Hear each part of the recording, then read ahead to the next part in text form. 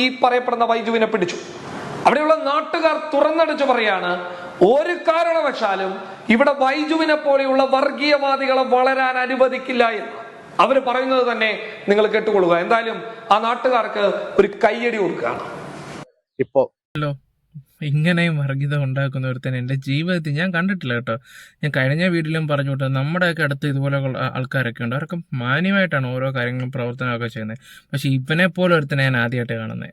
ആർക്കും വേണ്ട. ഇവന് 5 ലക്ഷം സബ്സ്ക്രൈബേഴ്സ് എന്നൊക്കെ പറയുമ്പോൾ നിസ്സാര കാര്യമാണ്. ഇവരത്ര മണ്ടരാണോ എന്നാണ് ഞാൻ ആലോചിക്കുന്നത്. നിങ്ങൾ ചുമ്മാ ഇവനെ പോലുള്ളവരൊന്നും വളർത്തരുത്. നമ്മുടെ നാട് തന്നെ കുട്ടിച്ചോറാക്കുന്ന രീതിയിലുള്ള സംസാരങ്ങളും കാര്യങ്ങളും ആയിരുന്നു. ഓരോരുത്തരെ വിശ്വസിപ്പിച്ച് ഇങ്ങനെയൊക്കെ ചെയ്ത് കൂട്ടുമെന്നൊക്കെ ഞാൻ ഒട്ടും പ്രതീക്ഷിച്ചില്ല സത്യം പറയാലോ.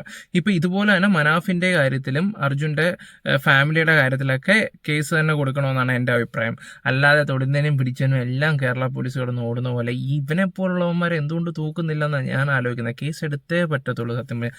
ഇവന്മാരൊക്കെയാണ് ഇത്രയും കുത്തിത്തിരിപ്പുണ്ടാക്കി ഭയങ്കര ഇതാക്കി കൊണ്ടുവരുന്നത് സത്യം പറഞ്ഞാൽ. ഓക്കെ ഗൈസ്, എന്തായാലും ഇവൻ്റെ എന്തെങ്കിലും അപ്ഡേറ്റ് കിട്ടുവാണെങ്കിൽ നമ്മൾ തീർച്ചയായിട്ടും വരും. അപ്പോൾ നമ്മുടെ വീഡിയോസൊക്കെ ഇഷ്ടപ്പെട്ടാൽ ലൈക്കും ഷെയറും സബ്ബൊക്കെ ചെയ്യുക. Love you all.